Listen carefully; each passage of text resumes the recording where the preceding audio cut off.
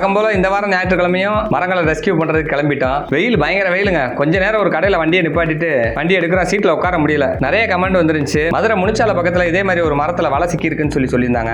தேடி இந்த வெயில்ல அலைஞ்சு ஓஞ்சே போயிட்டோம். கடைசி வரைக்கும் மரத்தை கண்டுபிடிக்க முடியல. அந்த கமெண்ட் பண்ணவங்க லொகேஷன் கொஞ்சம் அனுப்பிச்சு விட்டீங்கன்னா நல்லா இருக்கும். சரி, அதை அடுத்து பாத்துக்கலாம்னு சொல்லிட்டு மற்ற கமெண்ட்ஸ் எல்லாம் படிச்சு பார்த்துட்டு அரசரடி பக்கத்துல ஒரு மரம் போட்டிருந்தாங்க. 4 பேரும் கிளம்பிட்டோம். நல்ல வேலைங்க, ரோட்டு மேல இருக்கு.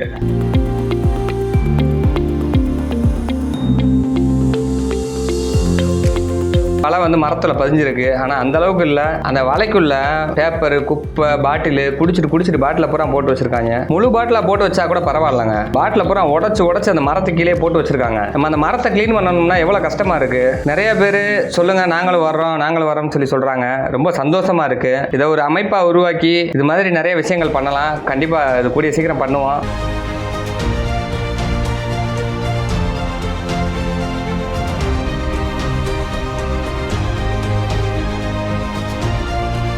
இந்த மரத்தில் அடித்து வலையை பூரா கலட்டியாச்சுங்க. கலட்டினாலும் இந்த கீழே இருக்க பட்டா காங்கிரீட்டுக்கு உள்ளே போனது, அதை தான் உடைக்கிறது கொஞ்சம் கஷ்டமாயிடுச்சு. அதை ஒரு வழியாக உடைச்சாச்சு.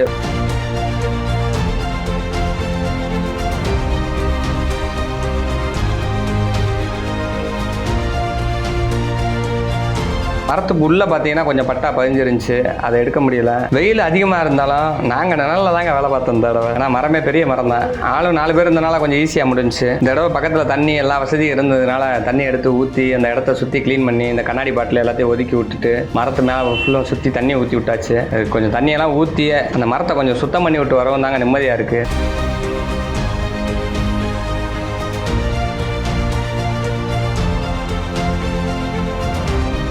தயவு செஞ்சு உடச்ச பாட்டில்லாம் அந்த மரத்துக்கு கீழே போடாதீங்க.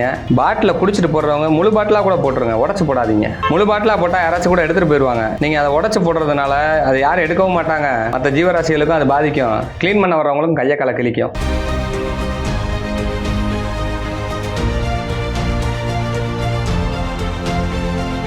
எல்லாத்தையும் க்ளீன் பண்ணி முடிச்சுட்டு பார்த்தா இதே ரோட்டில் ஒரு 4-5 மரத்தில் இதே மாதிரி இருக்குங்க.